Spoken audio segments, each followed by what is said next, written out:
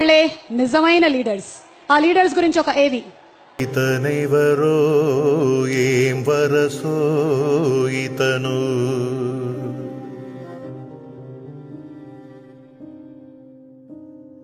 మనసై ప్రేమంతై కలిసాడే ఇతను,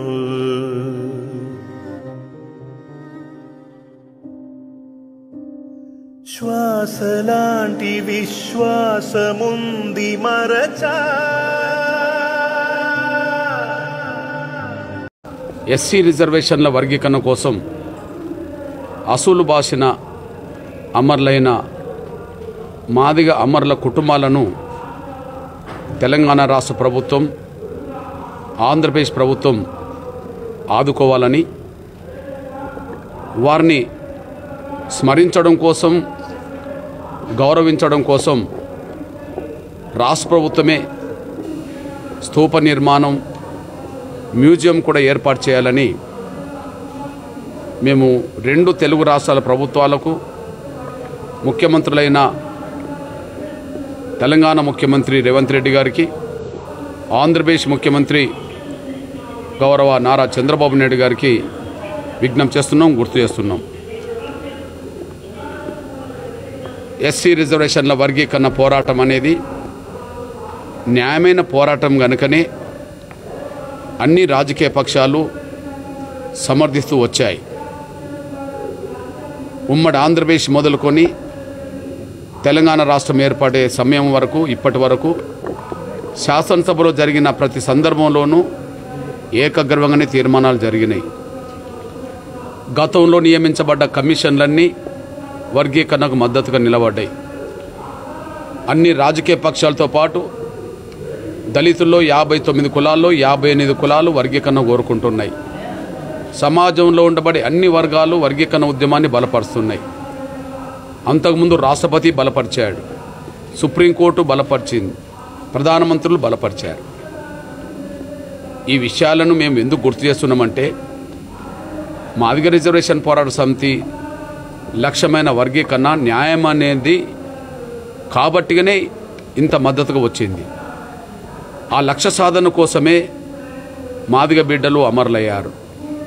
ఒక న్యాయమైన పోరాటంలో అమరులైన వాళ్ళను గుర్తించాల్సిన బాధ్యత, ఆ కుటుంబాలను ఆదుకోవాల్సిన బాధ్యత, వారిని గౌరవించాల్సిన బాధ్యత, స్మరించుకోవడానికి అవకాశం ఇవ్వాల్సిన బాధ్యత రాష్ట్ర ప్రభుత్వాలు నెట్టబడ్డది.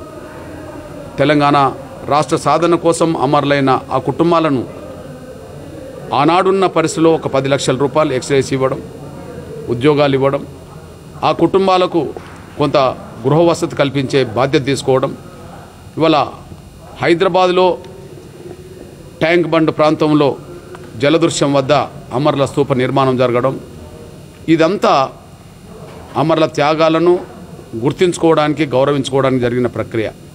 అట్లనే ఎస్సీ రిజర్వేషన్ల వర్గీకరణ కోసం న్యాయమైన పోరాటంలో అసూలు బాసిన మాదిగ అమరవీరులను కూడా ఆ విధంగా గుర్తించాలని రెండు తెలుగు రాష్ట్రాల ముఖ్యమంత్రులకు విజ్ఞప్తి చేస్తున్నాం.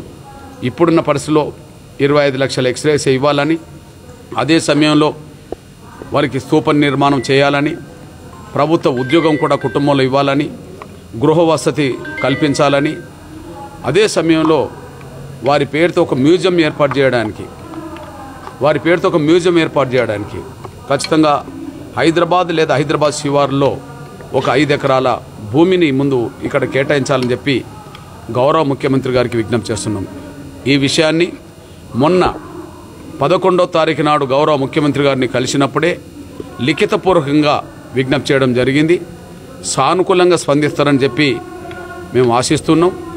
దయచేసి గౌరవ ముఖ్యమంత్రి రేవంత్ రెడ్డి గారు ఈ విషయంలో మానవత్వంతో స్పందించాలని, న్యాయమైన పోరాటంలో అసలు బాసిన వాళ్ళందరినీ గౌరవించుకునే విధంగా, కుటుంబాలను ఆదుకునే విధంగా ముందుకు రావాలని చెప్పి నేను విజ్ఞప్తి చేస్తూ, అదే సమయంలో ఎస్సీ వర్గీకరణ లక్ష్య సాధన కోసమే అమరులైన త్యాగాలను గుర్తు చేసుకోవడానికి మార్చి 1న మేము జరుపుతున్నాం ప్రతి సంవత్సరం. ఈ నేపథ్యంలో మేము గౌరవ ముఖ్యమంత్రి గారికి విజ్ఞప్తి చేస్తున్నాం. ఏ లక్ష్యం కోసమైతే ప్రాణాలు వదిలారో ఆ లక్ష్య సాధన వర్గీకరణ అయినప్పుడు